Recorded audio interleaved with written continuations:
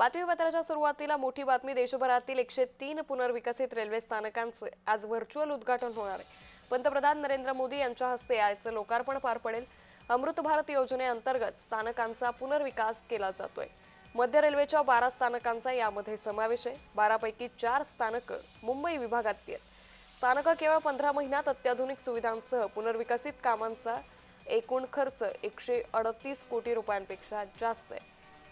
त्यामुळे मुंबईतील देखील आता या स्थानकांचा कायापालट हा केला जाणार आहे। पंतप्रधान नरेंद्र मोदी यांच्या हस्ते याचे लोकार्पण पार पडेल। अगदी काही वेळामध्येच याचे लोकार्पण पार पडेल आणि याच पार्श्वभूमीवर 103 पुनर्विकसित रेल्वे स्थानकांचे उद्घाटन होईल। तर मुंबईतील या स्थानकांचा यामध्ये समावेश आहे। यामध्ये चिंचपोकळी,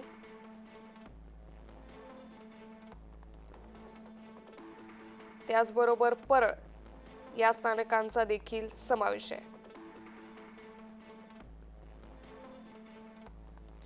माटुंगा,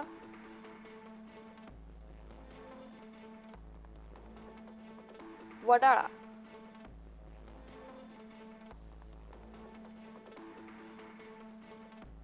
त्याचबरोबर शहाड या रेल्वे स्थानकांचा यामध्ये समावेश आहे।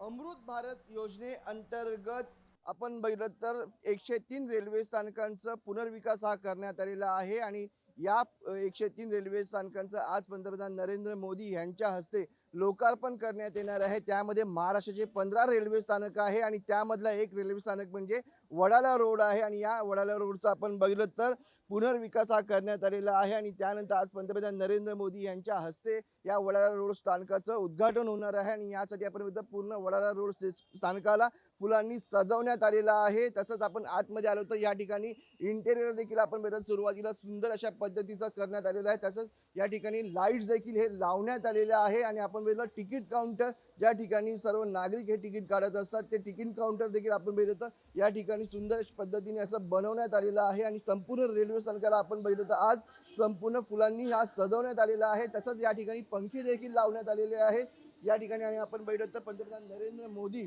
यांचा या ठिकाणी पोस्टर हा लावण्यात आलेला आहे।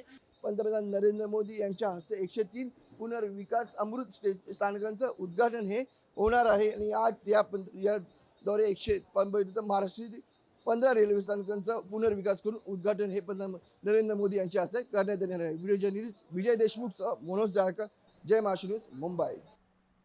तर अमृत भारत स्टेशन योजना नेमके काय पाहूयात ग्राफिक्सच्या माध्यमातून। रेल्वे स्थानकांच्या आधुनिकीकरणासाठी योजना आहे।